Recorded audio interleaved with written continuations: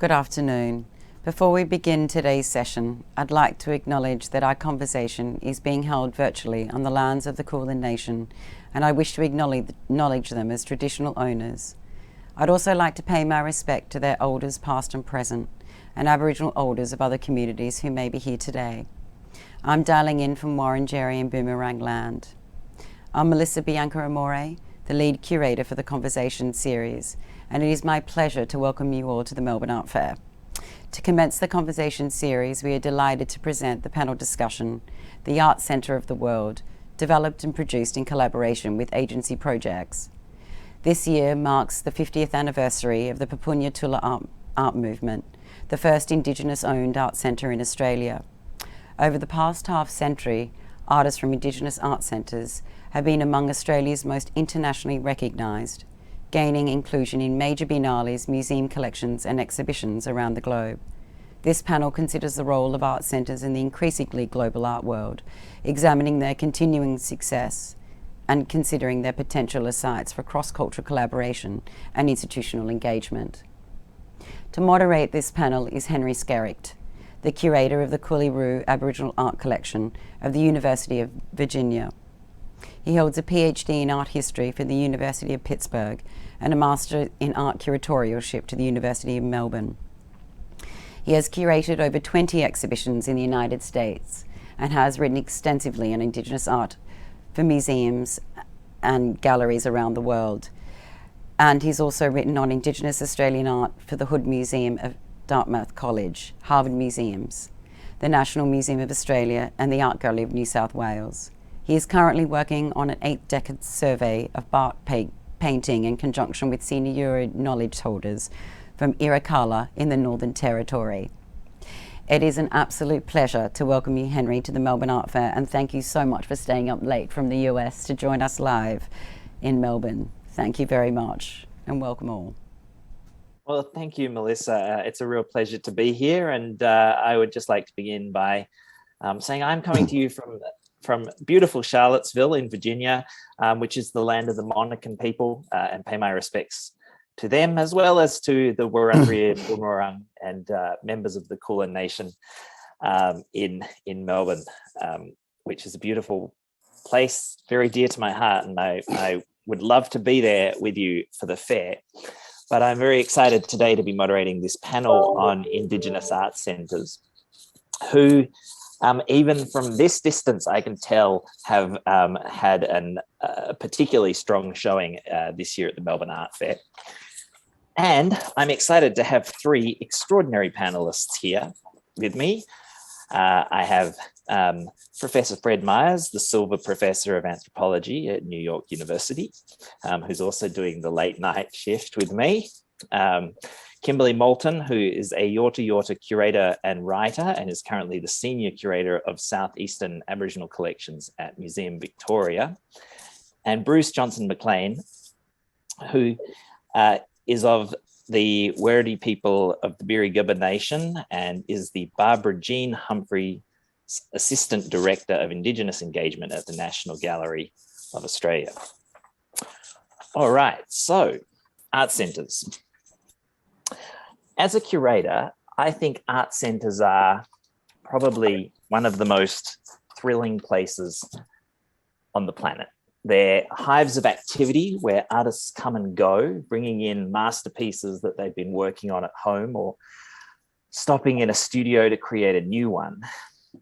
Amidst this constant flurry of people, children, and of course, dogs, there's always a sense that these art centres are operating on multiple planes. They're at once a site of artistic production and sale, but they're equally social centres where folk will stop by for a cuppa or to make arrangements for a ceremony or a funeral. They're also classic cross-cultural interzones. They're always the first stop for visitors, be they collectors, researchers, or curators who hover awkwardly, often clinging to the usually white art advisor while trying to avoid the dogs. But what can't be denied is that they are the lifeblood of the remote Indigenous art movement in Australia. On a global scale, the volume and quality of the work produced through art centres is simply staggering. So it's exciting today for us to just be able to think about why this is so and how we got here, but also what are the challenges that face artists working both inside and outside of the Arts Centre model today. So to get us started, I thought I would throw first to Fred, because Fred, you've had an association with art centres, and particularly Papunya Tula Artists, since 1973, which is a good innings, as they would say in Australia. So I thought I'd throw to you to kind of take us back to the beginning to give us a sense of why and how this model has come to be. Well, I'm speaking from the lands of the Lenni Lenape people, the island of Mannahatta here, and I want to pay my respects to the elders past, present, and future. Very contested story here. And kind of see it from the eyes actually of Australia more than I do it from here because of my experience. So I want to thank you for having me. Yeah, I kind of landed in the middle of something that it was just starting at when I went to do research with one of the first remote outstation communities in Australia, right outside of Papunya. I didn't even know Papunya Tula Artists was starting at the time, but I was basically drawn in to help with the clerical work of keeping track of collecting the stories for the work to be. So I've known probably all of the advisors. Jeff Barden had already left, but I had met him afterwards. Peter Fannin, John Keane, Dick Kimbra, Daphne Williams, and so on. So I've seen it over a long period of time. These are I guess I should say, for people who don't know, they're very stressful situations for the people working there. It's very demanding to be in the middle of the complexity of transactions and goals that people bring together. But, and I felt, just to sort of explain myself, I've always felt that these art centers have been under, at various times, a lot of pressure from outside. And I guess it's the first thing I want to say for people who don't understand. Papunya Tula started in 1973, or 71 really, but Jeff Barden had it incorporated under the shareholders, Indigenous shareholders, in order to protect it from what he feared would be the result of the welfare branch taking it over. And although in the early years, Papunya Tula received support, mainly from the Australia Council, the Aboriginal Arts Board, by the late 70s, they were already no longer taking grants, which is different from even now many of the art centers, which have been not only sometimes more dependent, but also more energetically focused on government support. But there was a huge pressure, and I feel those of you who know this history, in the 1980s to reduce the support from the government for art centers. That was resisted by the artists themselves. They wanted to have these art centers. They felt they protected them. And they didn't want to have other people standing over them. Papunya Tula wasn't the only one for these. There were many of them who were pushing back against this. Subsequently, and that pressure on the art centers was partially coming, I hope I don't offend anybody, but if you're offended, then you might know who you are, that a lot of private dealers were trying to gain access to what they called product. And these things, by which they meant the artwork of those artists they thought they could sell most highly. But the art centers, especially Papunya Tula, was a community operation, and their goal was to produce results for the community as a whole. And so for a long time, they did not exhibit the artists individually. They tried to sustain exhibitions in which more artists could have their work shown. Even Gabriele Pizzi was the first major dealer in Australia of a really high quality to show this work, and agreed to work in that kind of fashion as well. They had great difficulty in finding dealers who were reliable, who would actually pay them when the bill came due, a fair price. So there's been an issue of distance, especially in the 70s and 80s when communication wasn't so good. So these art centers have really struggled over a lot of these things. But I want to say two things that I think are really urgent, really important, and Henry's already said it. One of the issues about the art centers that has often been criticized by art writers down south is that they might be holding back individual artists by not allowing them to show. But what happens in these art centers is that they're producing another kind of value in addition to strictly artistic and aesthetic value, which is the return to the communities of the proceeds of the sales. Whether it goes to individuals or not, it really is going into the community.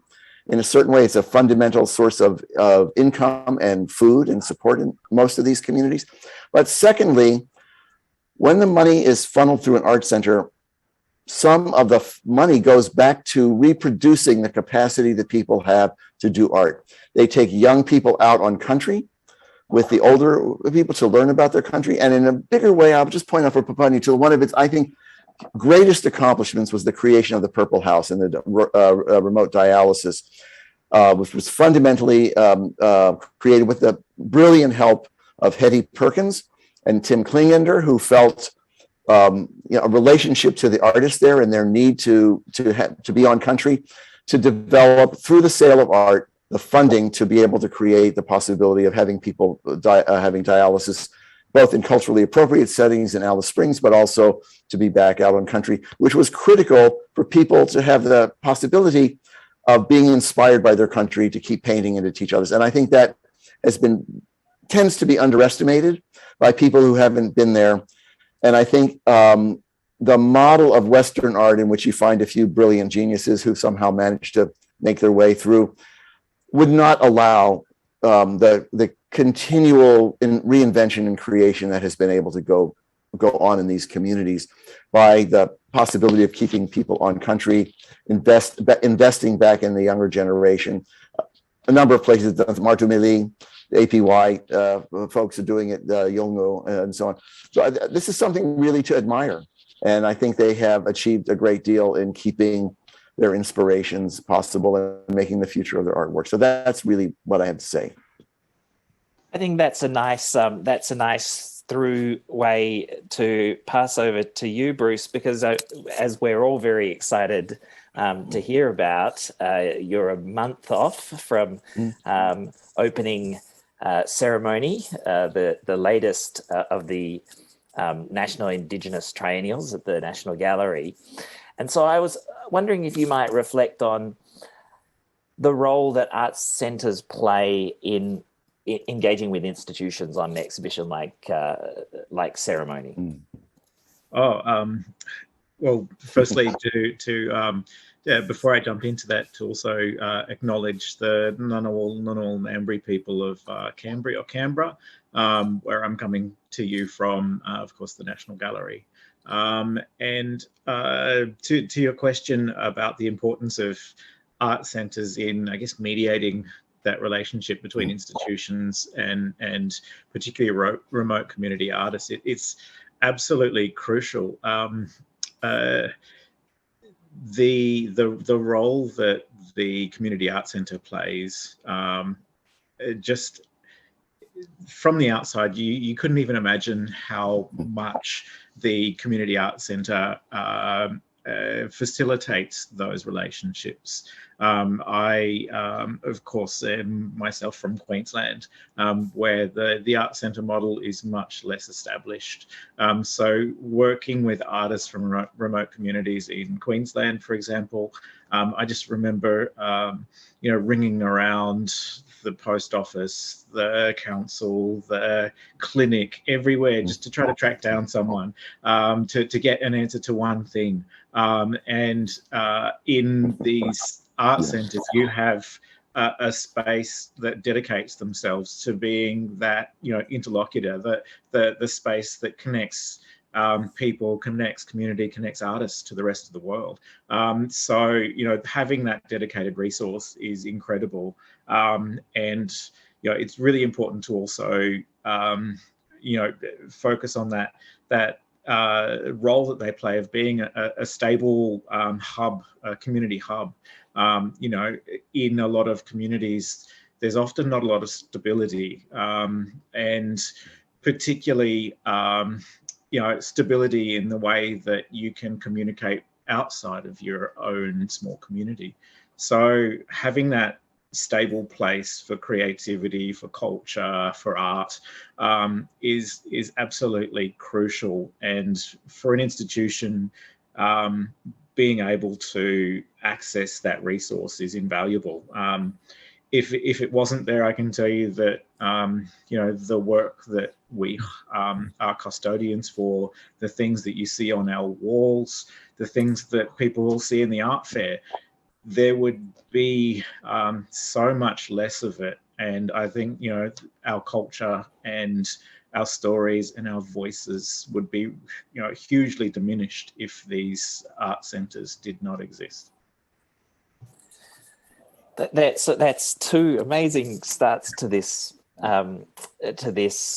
panel. And so I think we've gone from the sort of the 70s through to the present. And Kimberley, I'm wondering if you can kind of start to tease out one other part of this puzzle, which is also a part about reconnecting people with collections and the ways in which art centres play a really vital role, I think, in finding ways for community members to engage with big institutions like Museums Victoria, but also to reflect on the challenges of working with communities that just don't have those organisations, as Bruce mentioned. Particularly, I mean, I think in the southeast, that's a great challenge. It is, yeah. And I mean, Museums Victoria has worked with the Mulka Project for years, with the collections there and sort of repatriating back into that archive. And the Mulka and Buku have this incredible system of archive for community and for the next generation and learning. But down in the southeast, like Bruce mentioned, in Queensland, it's similar in Victoria, New South Wales, Tasmania. We haven't really had that art centre model. But we do in Shepparton. There is an art centre called Kayila Arts, and Kayila was developed in 2006 by Uncle Les Saunders, and it really came about from him. He was actually working for the census at the time, and he was going into mobs' homes and seeing all of this amazing art that was happening in the region. And he said, thinking this should be seen. How do we do this, make this happen? And so it was just, his initiative and taking 30 or 40 odd works from people's homes and putting it into a shop front in Shepparton.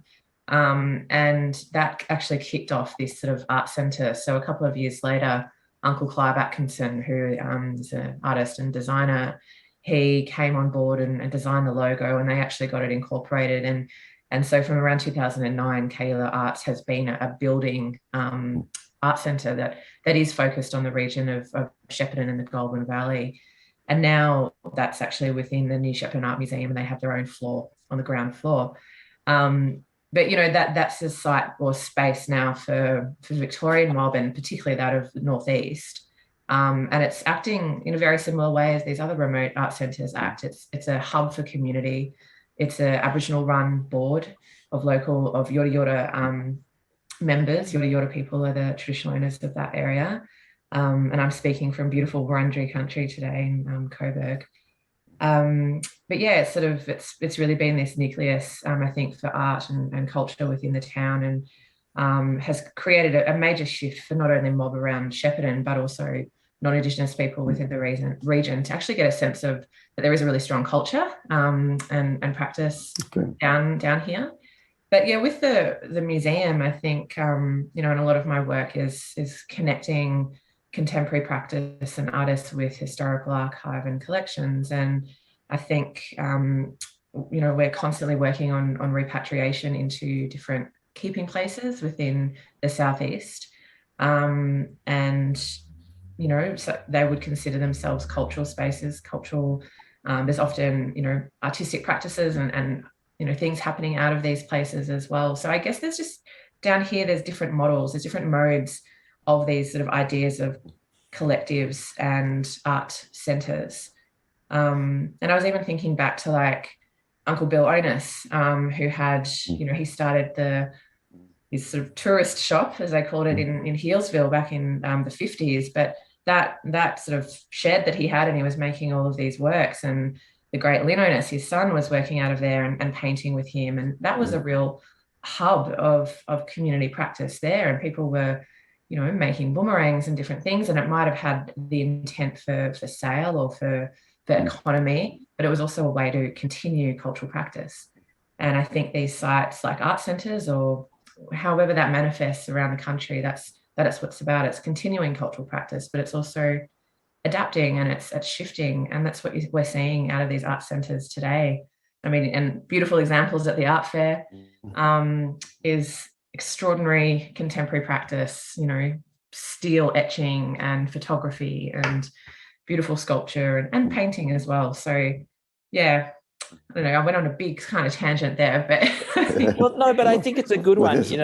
At the moment we have an exhibition. We have two exhibitions on at Kluge-Ruhe, and one is celebrating the 50th anniversary of Papunya Tula, and the other is celebrating Bumali artists, right? And in a way, one of the things that Brenda Croft said when we were interviewing her for that exhibition was that Bumali was formed because there just wasn't a space for those artists, that they had to come together, because if they were going to create a space for themselves, if they were going to create a space, they had to be doing it themselves. And I kind of wonder whether, in fact, that's one of the reasons why our art centres have been so successful, is that they have been, whether in Sydney or in Shepparton or in Papunya, have been fundamentally acts of self-determination.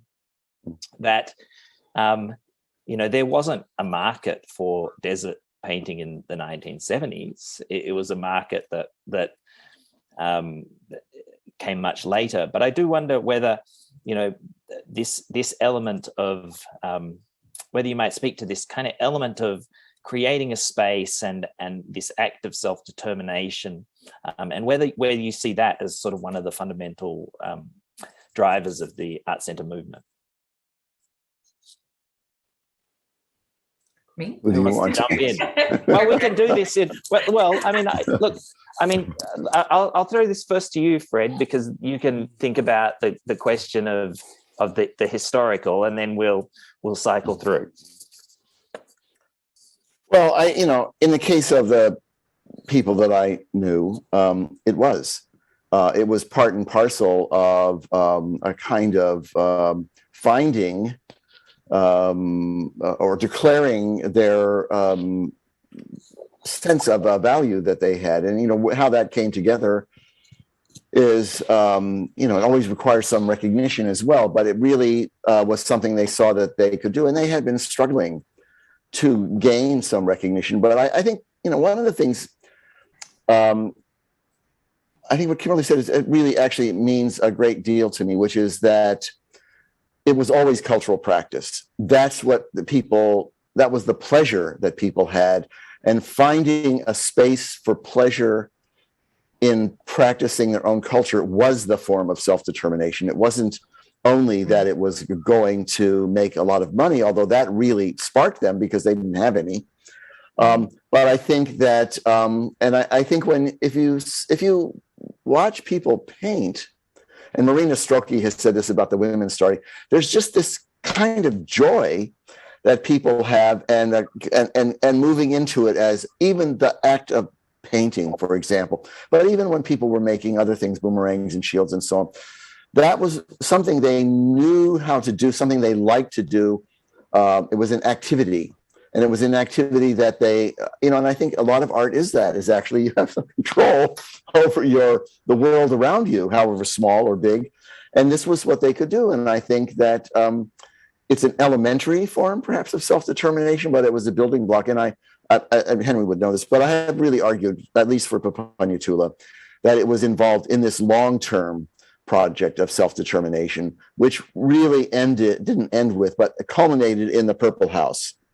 Which was a declaration that we're going to do this. The government will not help us with our medical needs. We're going to do it on our own. And I think you couldn't find a more clear example of that. And I think that people find themselves doing this. And I think, but I think you need to have usually other people, right, to do it. It's not easy to do it on your own, and that's why these collectives reinforce people. They build their own style, they build their own communication, they build their own whatever. But I think the story in Shepparton sounds fantastic, but I think you could imagine that happening in many kinds of communities in the world. Yeah, absolutely. So Bruce, what do you think then about, I mean, I've often thought that, you know, there was a stark difference that in the quality of works that you see come from art centres versus coming through private dealers or non-art centre routes. You know, what do you think explains some of this kind of just the kind of quality, the joy that Fred's talking about? I mean, there are so many things wrapped up in this. I think you know, collectivity is really important for First Nations people generally. You know, being able to be together to talk, to, you know, talk about the stories, to gain feedback, to gain support. You know, art centres facilitate these conversations, and conversations internally within your own, you know, mob, facilitates conversations with the outside world, but also provides some sense of protection from, you know, what might be coercive or erosive kind of elements of the art market. So you are protected to a degree, not just from, you know, the direct control of, say, carpetbaggers, but also, you know, it tempers some of that individualism that the art market also promotes. It makes sure that you are a part of a community First Nations system of governance where you do gain feedback. You're pulled up if you're doing the wrong thing, and you are then supported to do the right thing and to really, I guess, you know, contribute to culture through this system. And when you do have that that permission to go ahead in the right way, really amazing things happen. You know, we see the innovation in the work that's coming from Kluge-Ruhe. We've seen it through Papunya, the way that it's developed over 50 years to become, you know, this exceptional place of continually outstanding art and artists. You know, this ability to be able to connect to each other and improve each other is extraordinary. And, you know, we can see that in more recently established art centres who are really starting to stand out now in places like Awancha, where you had a group of senior people who provided a space of protection for younger artists who wanted to do different things. And now we have the Vincent Namatjiras and the Kayleen Whiskies just, you know, doing these amazing things because they're provided a space, both of physical space in the art centre, but also a space of cultural safety and security through that model so that they can do amazing things. So one of the things that's come up a few times is the you know, tangentially is this question of mediation. And I think there's a few angles to this that are worth taking up. And one of those is the fact that for many remote Indigenous communities, art has become a way for staying on country. You know, particularly, you know, if we look at the Papunya Tula Artists, the drive to move back to Kintor and Kilkura in the 1980s. But, you know, the diaspora of art centres as they spread out across the desert shows that. So part of this often involves having a mediator, an art centre manager, an art centre coordinator. What do you see the role of the art centre coordinator being?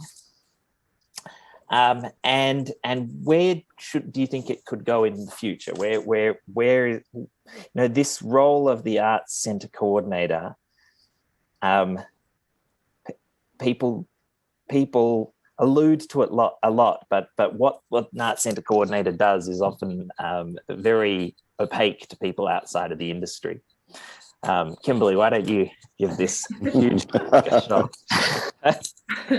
Well, yeah, I guess I want to also, say that I've worked with different art centres, but I've never been on the ground there for months on end. You get a sense when you go there, and like you said before, they're hubs of community. It's where the art happens. It's where kids come in, and dogs and babies, and it's healing, and there's like counselling going. Like it's this whole space, this whole world in many communities, and so I think it's a big job, because it's not just making sure the art centre functions as a functional operational business. Essentially, it's also so many elements of community care and stakeholder relationships with collectors and government, and all of this kind of very vast network of things. So I think the role of an art centre manager is complicated, and it's incredibly necessary. And I think I've met a lot of really amazing non-Indigenous people that are working in these spaces that live there, that give that's their community. They're there. They raise their families there as well, and that's their home. And I think there are models where there's a lot of succession planning happening with younger Aboriginal people in those communities that are stepping into more senior roles, which we need to see as well. I'm not sure if I'm answering. I do think, it's interesting though you say that, because there have been some very, very, very successful Indigenous arts coordinators, right? John Mundine being the first, though, and Mel George is doing great work. But in both instances, they were people, they were working in communities that were not their own communities. But it's proved historically much harder to have people within the community managing their own art centres, right? Like where, and I wonder, do you think that the kind of current push, there's a lot of push for training for arts workers. Do you think that those positions will eventually, be able to be taken up by young Indigenous community members, or do you think there's just cultural challenges within a community to do I think that? there's both. I think there are definitely, and even from a perspective down here, from a southeastern perspective, I can talk to that. And yes, there are definitely challenges when you come from that community, your family all there, and that comes with a whole different set of cultural and familial challenges. But there is, our communities, our next generation of art leaders, which also, the National Gallery of Australia have been running the Wes Farmers Indigenous Arts Leadership Program now. I was fortunate enough to do the inaugural program in 2010, so it's been running for 12 years. And that is producing that, and supporting a whole wave of Aboriginal art leaders, including remote art leaders. So yeah, I think to answer your question, absolutely, I see mobs stepping into those roles. But I think there are also people that are living in these communities that are doing fantastic jobs as well with community, and also know their place, I suppose, as a white fella within that cultural context. But yeah, I guess it's complicated, and it is. And I've just been working on the exhibition catalogue for Moderator, and it has some back matter which is called Notes from the Craft Shop, and it's for ex-arts coordinators, well, and one current one, obviously, Will Stubbs. It's sort of their war stories. And what's really interesting about all four of them is they all more or less start with the same line, which was that we knew from the get-go that we were working for the community. They weren't working for us. And I think that it's that attitude is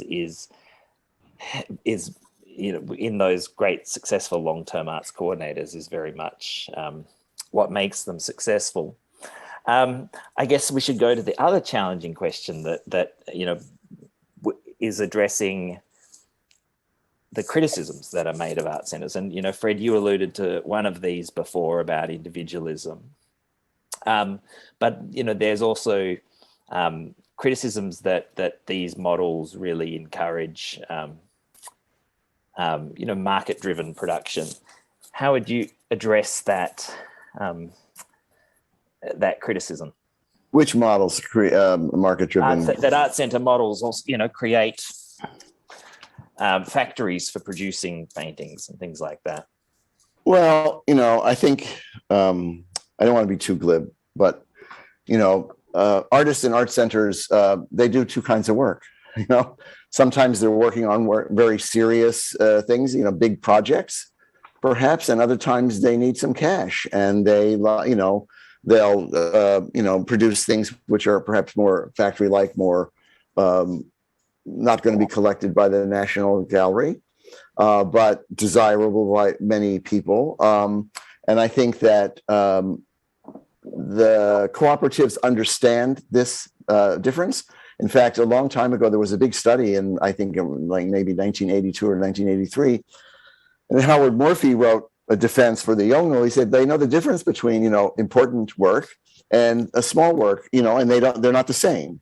And I think that's an important difference, that they're artists, they need to make a living, and they work at different qualities and different levels. I think one of the things that's important about managers of these collectives is to be able to communicate around that, and to be able to give people the support and the encouragement and the understanding of when they really have to put themselves, push a little harder than they might otherwise have done to engage with the work. And that's a work of communication, especially in a place like Papunya Tula, where a lot of the artists are less familiar with the far away, and even if they've visited and so, but they always, if they know it's an important work, you get a different quality. Hetty described that for when she went out there, when she was describing what happened for the painting, for the dialysis project.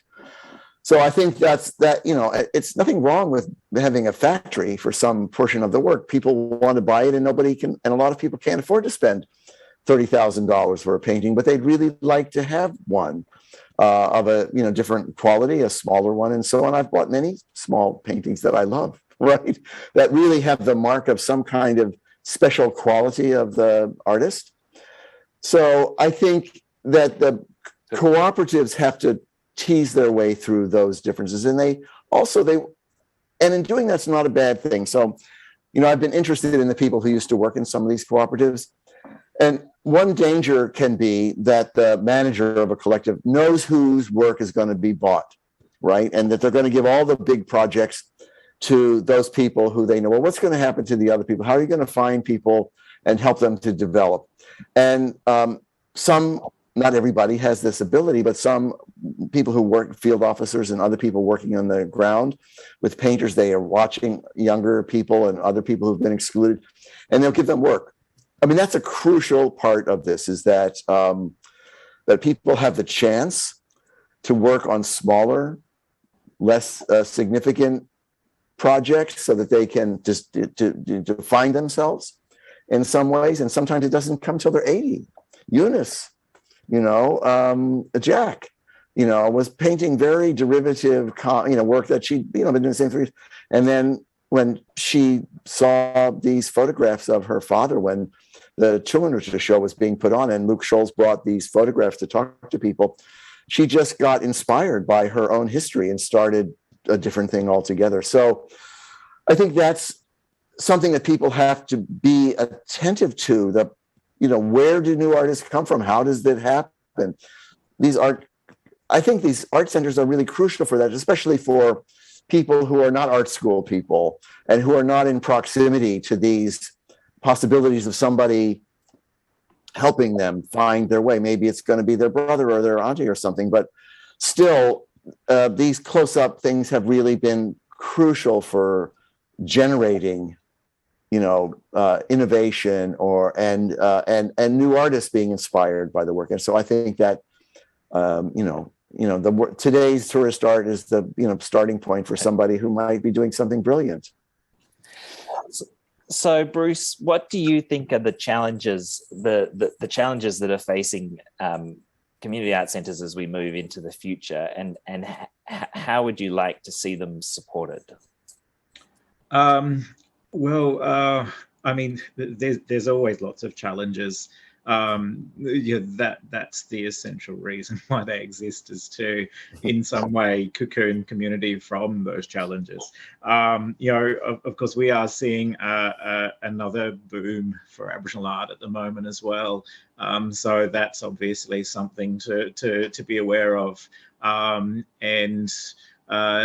there's also the general, I guess, opening up of a lot of the world. The technology revolution is very real to a lot of people now. Like, community members all have mobile phones. They're all hooking up to Telstra internet now. There's big towers in every community. Everyone's connected to the world in some way. So that also means that there's a lot more opportunities to be exposed to the outside as well, which is both a positive and negative thing. But in the case of the art world, it does expose you to more of those risks.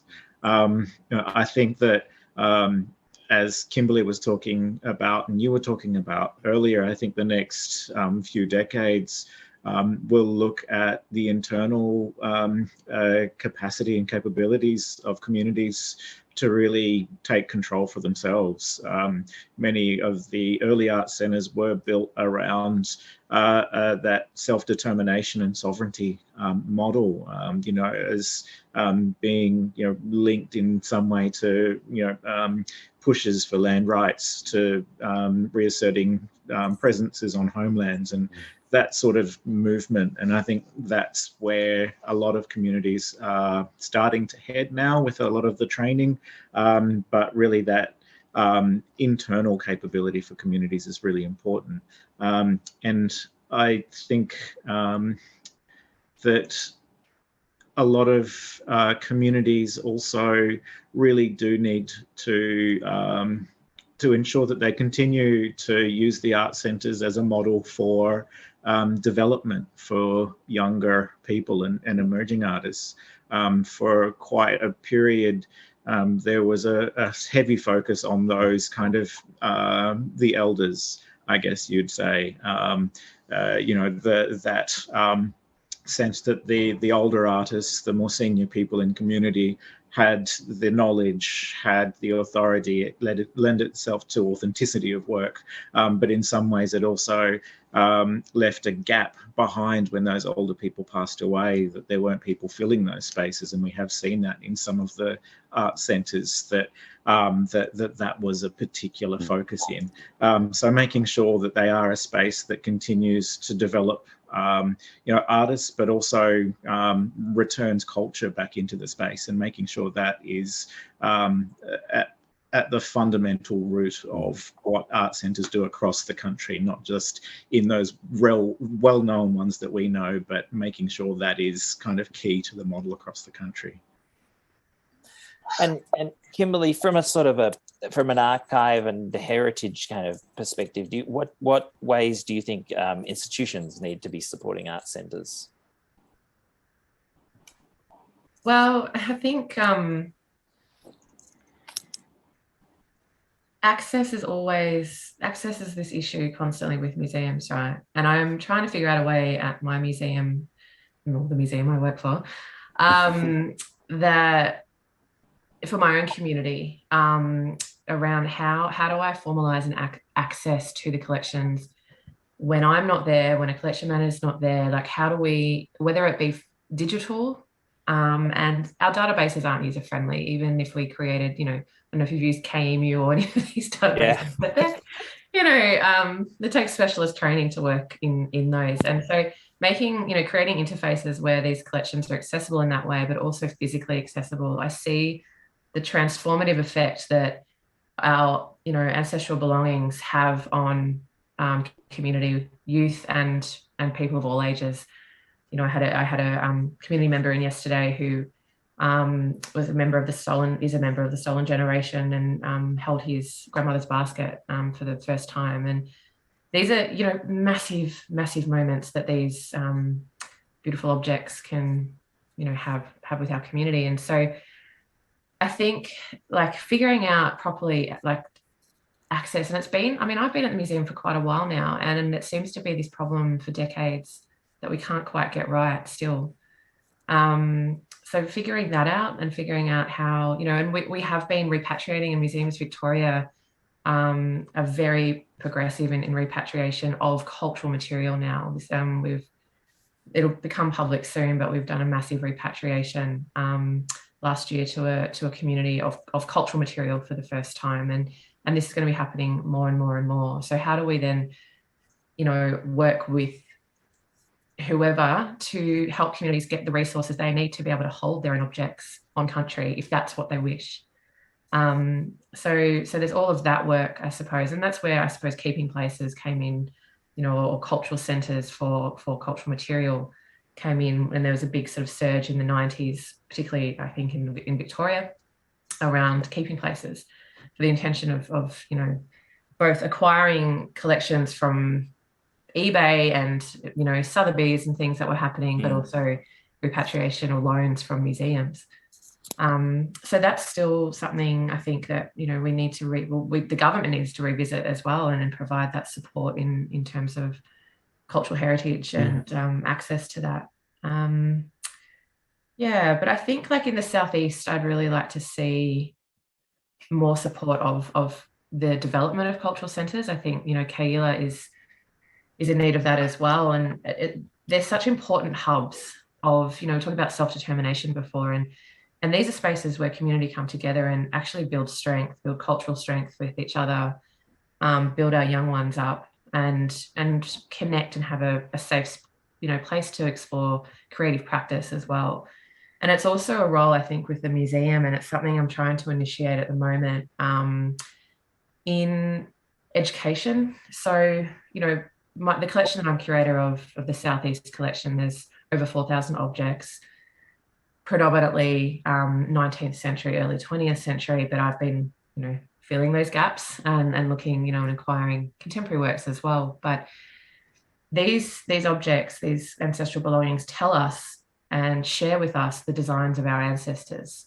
And in Victoria, it was linear markings, it was diamonds, it was cross-hatching, there was figurative, you know, beings and animals, and this is our artistic heritage. And so, you know, for our like young artists or artists to have that kind of access to learning from these objects, I think is really important, because that it comes with cultural strengthening, but it also is a protocol, I think, that we need to, and institutions and mob working in institutions can assist in that learning in community. And I suppose what I'm edging at is, you know, there is appropriation that happens everywhere in different ways. But I think the role of the museum and the role of heritage objects is that it can teach us a lot about our history and who we are. Yeah. Fred, I mean, you've done quite a bit of work in that kind of area too, and I'm thinking here about the consultation on works like on exhibitions like Icons for the Desert and Jukajanu. I mean, does that idea resonate with you in your experience of, say, for instance, you know, Pintupi re-engagement with those early Western Desert boards? Well, you know, it's mixed. I can tell you a story of, you know, one of the young men was visiting New York when the Icon show was on, and he went over to see it, and he was just transfixed in front of his grandfather's painting. Right? I mean, just in a way. Now, if I have to think, if I showed him a photograph and I took it back out there, sometimes he would be. It's the moment.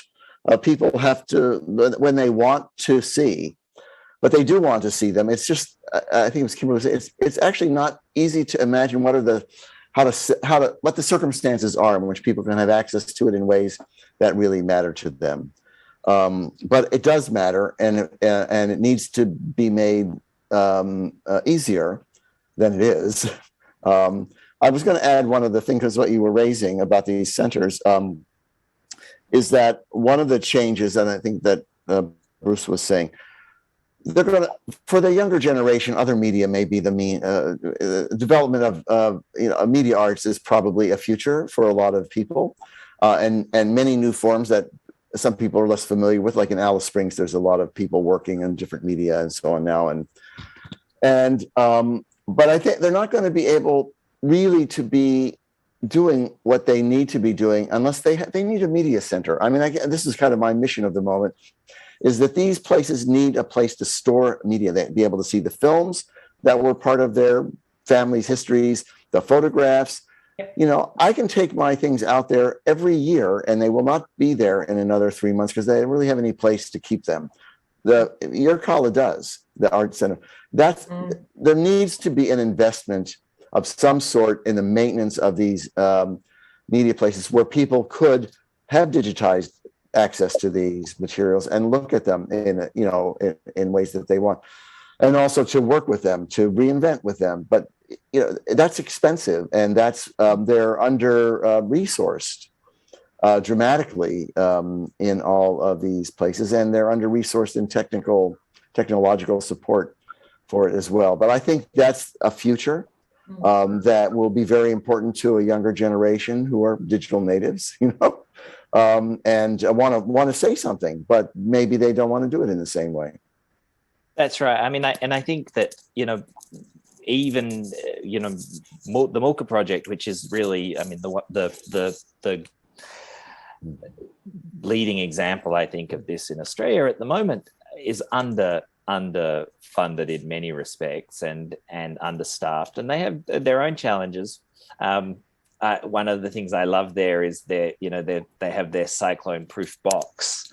For if a really bad cyclone comes in, they round up all the hard drives and drop it in the cyclone-proof box. I mean, that's a challenge. But I do think that, I think that part of that question is a question of continuing funding, because it's very easy to set up a media centre. Bukalange, I think, got their first Apple Mac 2 in, 1995 to show people the Donald Thompson photos, but it's not much good unless you're getting the Apple Mac 3 and the Apple Mac 4. And I think that sort of, long-term sustainable funding, I think, is a really important piece to this. I think partnerships, I think that's where, places, tech companies and other non-government, even though they've got their links anyway, but those sort of partnerships that are actual meaningful relationships between, the companies that are making the tech and the communities, and those sort of relationships, I think, would be good to kind of look into more. But I think that in part they will always have to be done with the recognition that these things are not necessarily about producing a product that is recognizable to the art world, but a product that's important for the community as well. Yeah, absolutely.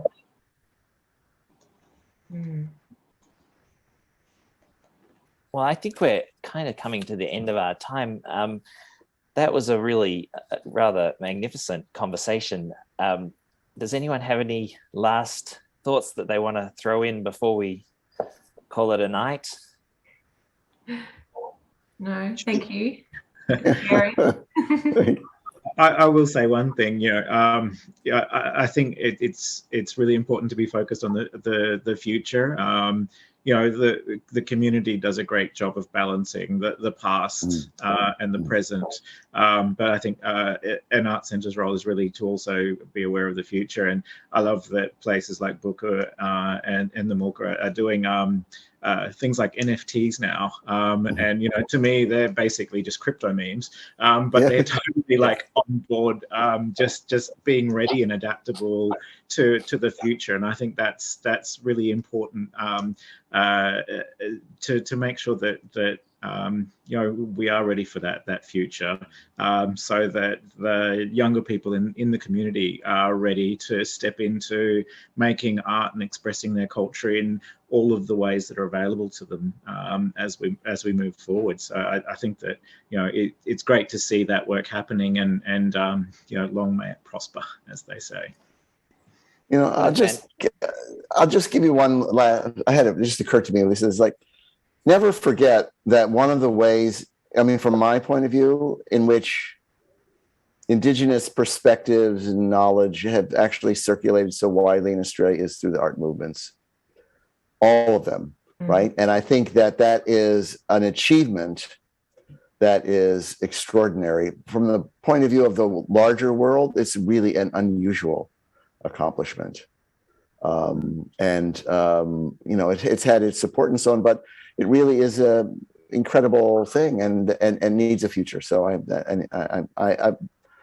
I'm very honored to have been part of this with you all, and I hope that you continue. That's a wonderful way, I think, to round this out and say good night to everybody in Melbourne, and we will look forward to seeing you all again soon. Thank you. Good night. Thank you all. Bye-bye. Yeah, thank you. Bye. Bye-bye.